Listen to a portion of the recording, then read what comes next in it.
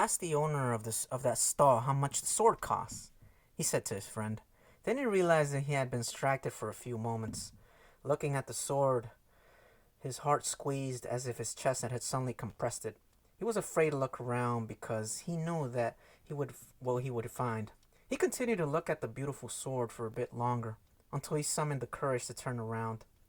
All around him was the market, with people coming and going, shouting and buying, and the aroma of strange foods. But nowhere could he find his new companion. The boy wanted to believe that his friend had simply become separated from him by accident. He decided to stay right there and await his return. As he waited, a priest climbed to the top of a nearby tower and began his chant.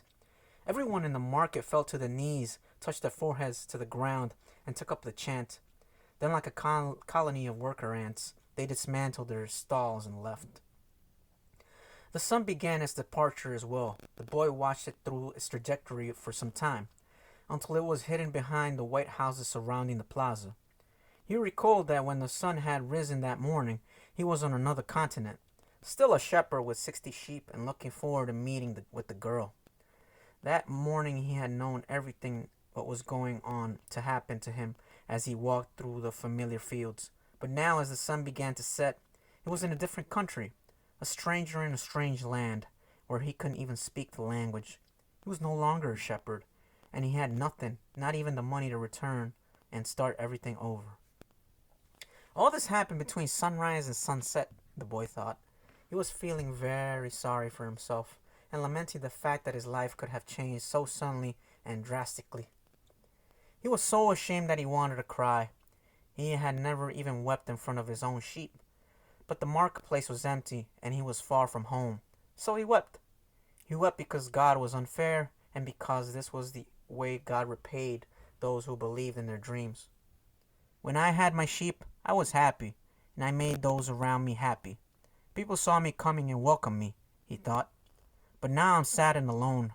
I'm going to become bitter and distrustful of people because one person betrayed me. I'm going to hate those who have found the treasure because I have never found mine, and I'm going to hold on to what little I have because I'm too insignificant to conquer the world. He opened his pouch to see what was left of his possessions. Maybe there was a bit left of the sandwich he had eaten on the ship, but all he found was the heavy book, his jacket, and the 2 stones the old man had given him. As he looked at the stones, he felt relieved for some reason. He had exchanged 6 sheep for 2 precious stones that had been taken from a gold breastplate. He could sell the stones and buy a return ticket, but this time I'll be smarter, the boy thought, removing them from the pouch so he could put them in his pocket. This was a port town, and the only truthful thing his friend had told him was the port towns are full of thieves. Now he understood why the owner of the bar had been so upset. He was trying to tell him not to trust that man. I'm like everyone else. I see the world in terms of what I would like to see happen, not what actually does. He ran his fingers slowly over the stones, sensing their temperature and feeling their surfaces. They were his treasure. Just handling them made him feel better. They reminded him of the old man. When you want something, all the universe conspires in helping you to achieve it, he had said. The boy was trying to understand the truth of what the old man had said. There he was in the empty marketplace without a cent to his name, and with not a sheep to guard through the night. But the stones were proof that he had met with a king who knew of the boy's past. They're called Urim and Thummim, and they can help you to read the omens. The boy put the stones back in the pouch and decided to do an experiment. The old man had said to ask very clear questions, and to do that, the boy had to know what he wanted. So he asked if the old man's blessing was still with him. He took out one of the stones. It was a yes. Am I going to find my treasure? He asked. He stuck his hand into the pouch and felt around for one of the stones. As he did so, both of them pushed through a hole in the pouch and fell to the ground. The boy had never even noticed that there was a hole in his pouch.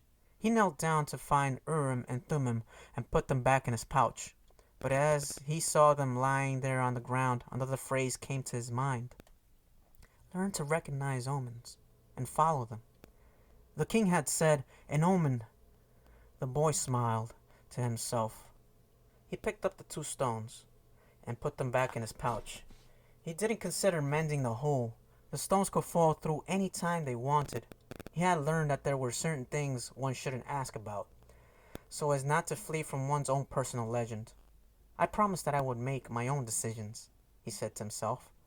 But the stones had told him that the old man was still with him, and that made him feel more confident. He looked around at the empty plaza again, feeling less desperate than before. This wasn't a strange place. It was a new one.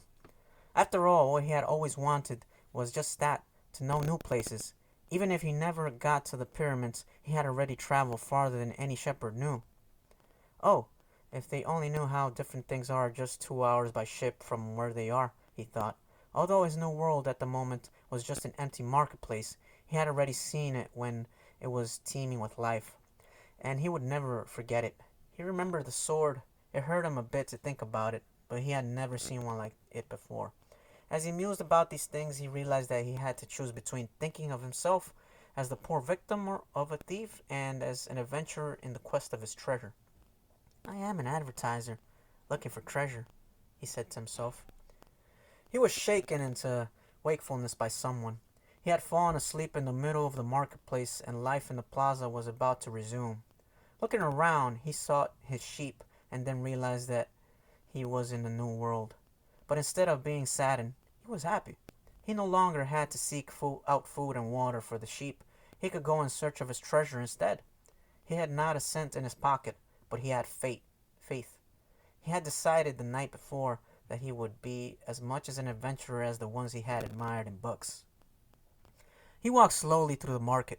The merchants were assembling their stalls, and the boy helped the candy seller to do his. The candy seller had a smile on his face. He was happy, aware of what life was about, and ready to begin a day's work. His smile reminded the boy of the old man, the mysterious old king he had met. This candy merchant isn't making candy so that later he can travel or marry a shopkeeper's daughter. He's doing it because he wants to do, thought the boy. He realized that he could do the same thing the old man had done, sense whether a person was near to or far from his personal legend, just by looking at them. It's easy, and yet I've never done it before, he thought. When the stall was assembled, the candy seller offered the boy the first sweet he had made for the day. The boy thanked him and ate it, and went on his way. When he had gone only a short distance, he realized that while they were erecting the stall, one of them had spoken Arabic and the other Spanish, and they had understood each other perfectly well. There must be a language that doesn't depend on words, the boy thought.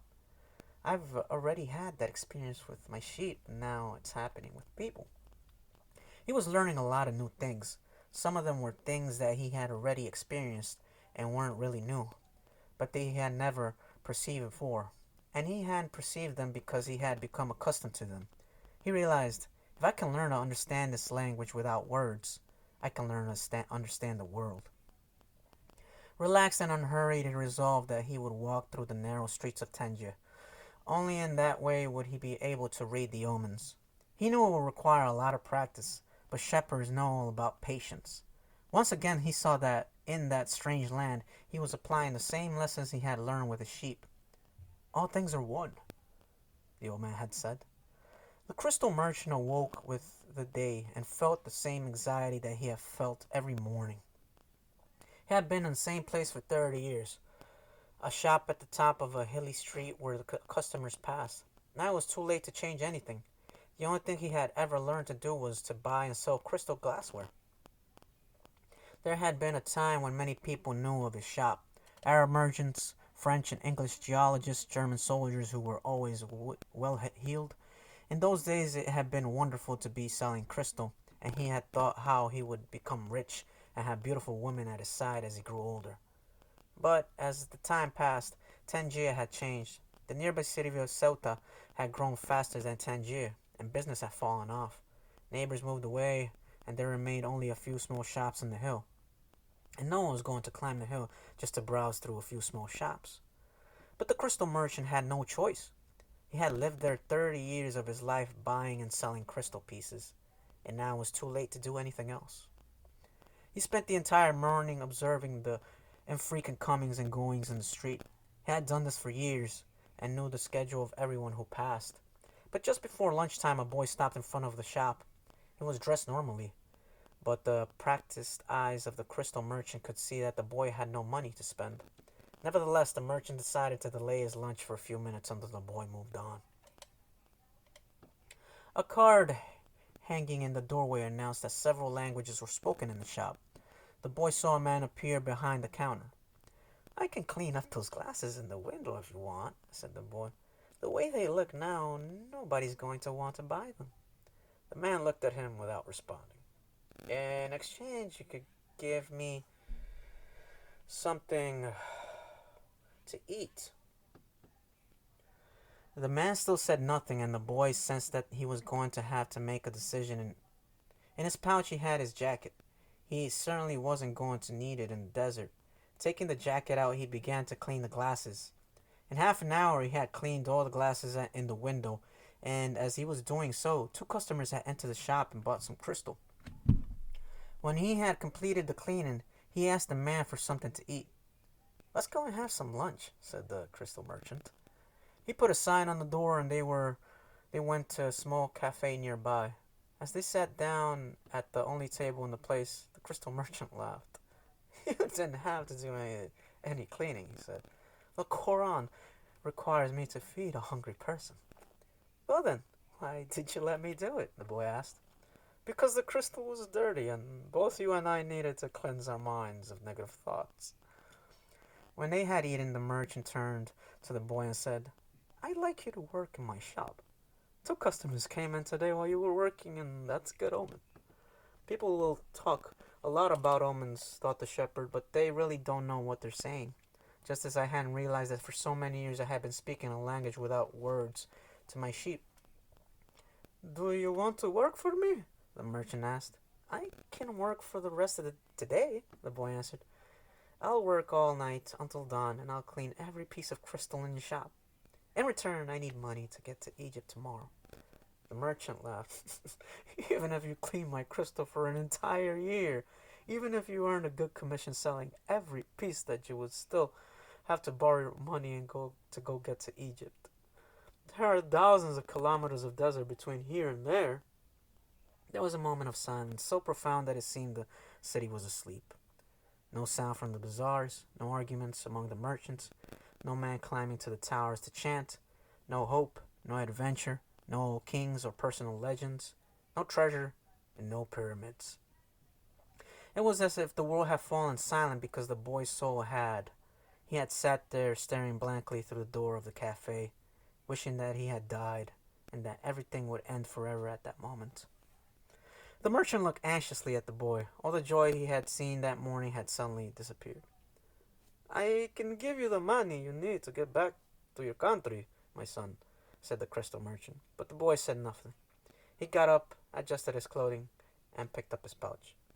"I'll work for you," he said. And after another long silence, he added, "I need money to buy some sheep."